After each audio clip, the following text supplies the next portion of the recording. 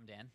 And we're here to talk to you about lessons learned in VR design. So both of us sit on the Google Daydream team, and if you don't know about Daydream already, it's Google's virtual reality platform. So we work on a project called Daydream Elements, and we're going to start off by showing you a quick video to tell you more about it.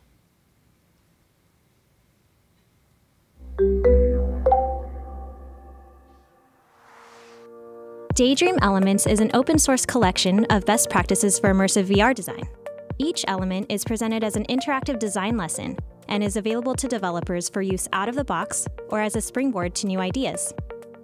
To decide what interactions to include, we considered common design challenges specific to virtual reality and explored emerging solutions in existing applications.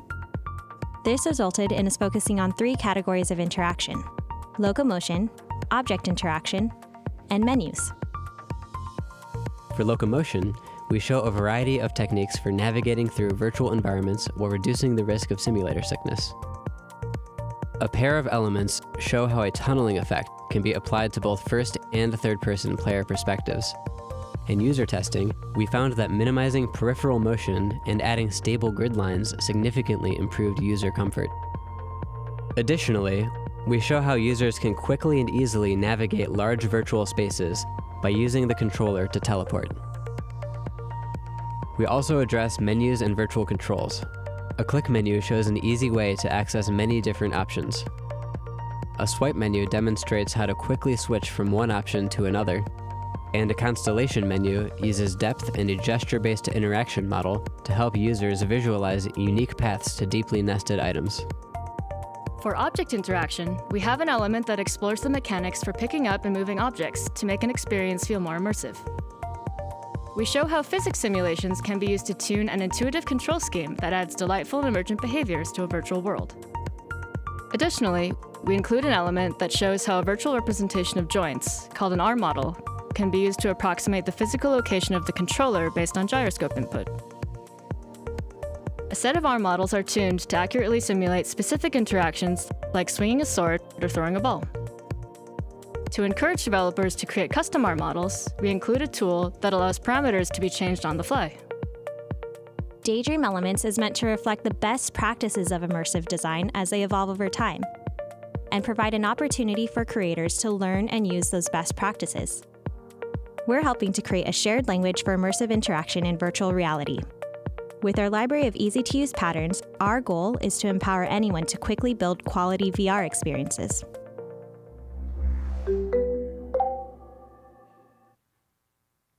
Great, so like we said, we design and develop for virtual reality. So Dan gets to dive deep into the engineering, and I get to dive deep into the user experience of the whole thing. So just as a quick show of hands, how many of you have had a chance to experience virtual reality in some form? It can be cardboard, something more high-end like PC, Vive, Oculus. Cool. So one of the things that captivates many of us working in the field or experiencing VR from the comfort of our own homes is VR's ability to immerse users in completely new and different worlds. So you're able to do that in something as low-end as a Google Cardboard unit that makes VR a little more accessible. And some of us have had the luxury of trying out a more high-end and immersive experience through something like the Google Daydream, HTC Vive that has controllers to allow you to really manipulate your environment. And the cool thing about virtual reality is its ability to achieve realism. So these experiences really put you in the moment. You feel like you're really there. But what we also found is that virtual reality can feel very limiting if you're not able to move around, pick up objects, throw them, manipulate your world. So we created a series of best practices, patterns, and reusable code that allows creators to give users much more agency in VR. So as you can imagine, in virtual reality, the industry is still growing. There's still a lot to be discovered, and developing for this space can be very challenging. A lot of people are spending a lot of time solving the same challenges in isolation, building the code from scratch, and we found some common trends with some of the patterns that are being used, like locomotion, tunneling, teleportation, and we wanted to find a way to support all of these developers' needs and provide code, content, and resources all in one place. So that was really the motivation behind Daydream Elements. And we set out to address 3 major needs when we were thinking about this project. The first was to introduce a shared language so that people can start using the same vocabulary and interaction design language in order to figure out how to solve these problems that end users were going to be encountering day to day. We wanted to focus on core interactions. So what are the core interaction patterns that that a lot of these third-party apps were really going to begin focusing on as the ecosystem starts to evolve? And we also wanted to focus on reusable patterns, and more than just focusing on best practices and things that people can use over and over again. We wanted to make sure that the code and the examples were customizable to fit many different use cases. Can you skip over a little bit? Thanks. Cool. So this image shows what each of the different elements in Daydream Elements are.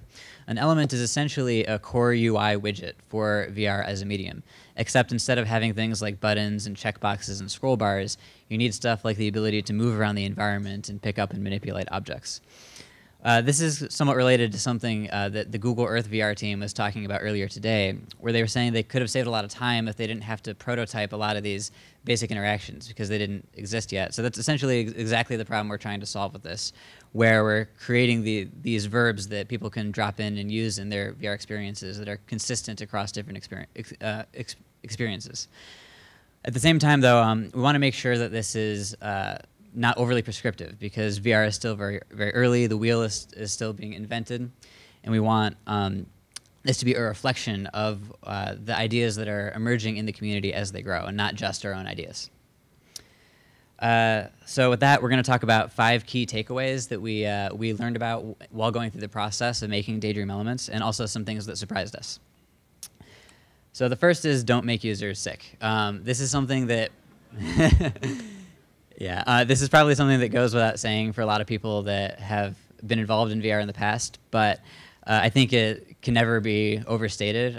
It's especially because the reality is that a lot of the applications we see built today still kind of transfer the same interactions and techniques from traditional 3D applications to VR, which often doesn't work in VR, often causes people to get sick.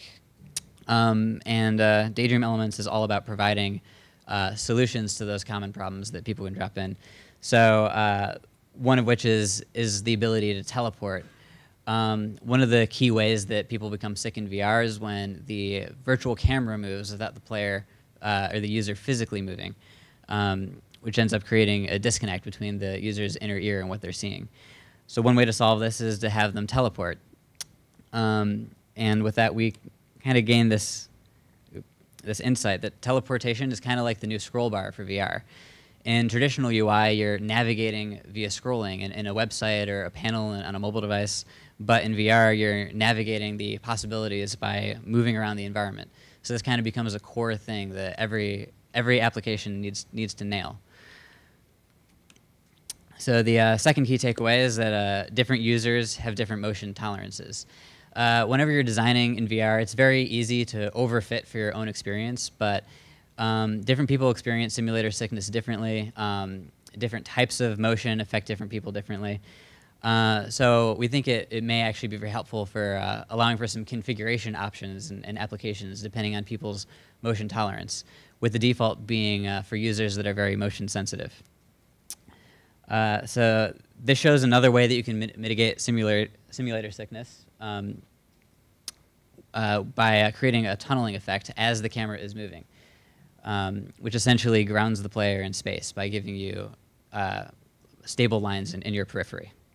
This is another example of that shows it from a third-person perspective.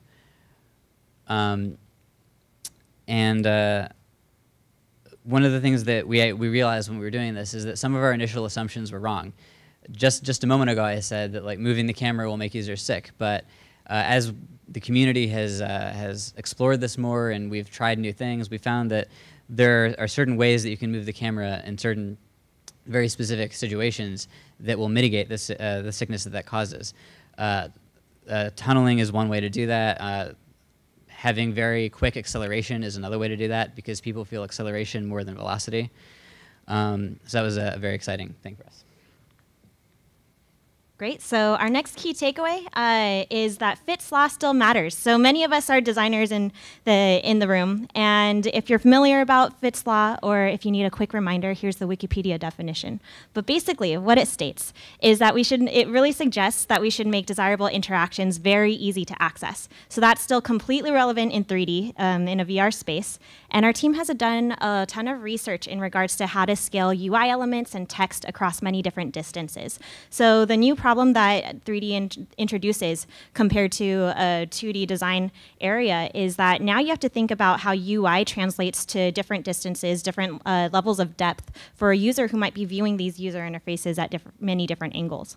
So we took that to heart, and in this example, you're able to see how we've arranged a series of sliders that allows a developer to tweak variables that manipulate the way that the controller is pointing. And what we did was we really needed to make sure that these UI elements were compact. We needed to support a variety of these options that we are giving developers access to in the code, and also give them the ability to make those adjustments and apply those changes in real time. So that was critical for us, but what we did was we made sure to expand the target area. We wanted to make sure that that there was enough forgiveness in the slider range to really support and react to the user's intended behavior. So that worked really well. And what didn't work really well was that we allowed users to contort their arms in many different ways. They were breaking their arms in VR, and we found that this led to very creative contortions in real life. So our unexpected learning was to not break your users' arms, and that ergonomic comfort plays a chief role in usability. And our next takeaway has to do with navigation. So a lot of us are familiar with 2D navigation patterns. And the cool thing about VR is that depth becomes a really interesting tool that you're able to use to communicate navigation hierarchy to users. And we explored that in Daydream Elements as well. Here's an example of a click menu, where it's in the context of a design tool, where users can dive deep into the different layers and access many different color options, for instance. And a spin-off of that is our Constellation Menu. And this allows users to really explore the many different options that this menu has to offer. And the interesting way that it's using depth is that layers that the user has traversed will recede into the distance, allowing many different options to exist in the user's field of view. And you can see that it provides visual feedback to the user and establishes this gestural physical memory that really helps users understand and become more familiar with how to access commonly accessed items. So as Alesha just talked about, depth introduces a lot of new opportunities for building UI, but it also introduces new opportunities for breaking everything in horrible ways. So one example of this is when this menu opens, even though it looks normal on this flat screen, when you view it stereoscopically, it will break your brain and give you a headache because it's rendered on top, but stereoscopically it's farther away than the pillar. So your brain gets confused about what's closer and what's farther, and it's very disorienting. And in an application where the user can walk around freely and open UI everywhere, this becomes a big problem. There's multiple ways you could solve this problem. When you open the UI, you could go to a whole other environment, but that could be very slow and interrupt the flow. You could also make it occluded by the pillar, but there could be situations where you can't see it at all, and that could also be confusing. We developed a solution for Daydream Elements, where we solve this problem by having two cameras, one that renders the UI and one that renders the background environment. And when the menu transitions open, the interpupillary distance for the background camera is shrunk to 0, which basically completely removes all of your stereoscopic depth cues for the environment. So it actually feels correct and no longer breaks your brain. In user testing, we were worried that this would feel weird or disorienting to people, but it actually, we found that people really enjoyed it and found it kind of like a playful, fun transition that seemed like you were kind of zooming in on the menu. So the learning from that was don't launch menus into walls. Another thing that we discovered in our process is that if people get lost in the fun, you're doing something right. One of our elements was all about how you can use the controller to very quickly switch between different options. In this example, it's shown you're switching between different colors in this crossbow to pop these different balloons. And what we found in testing is that people were a lot more focused on enjoying the actual game than on the menu itself, which is really exactly what we wanted because it meant that the menu wasn't getting in the way of what the user was actually trying to do. The unexpected learning from that is how useful time pressure can be when testing how effective a menu is.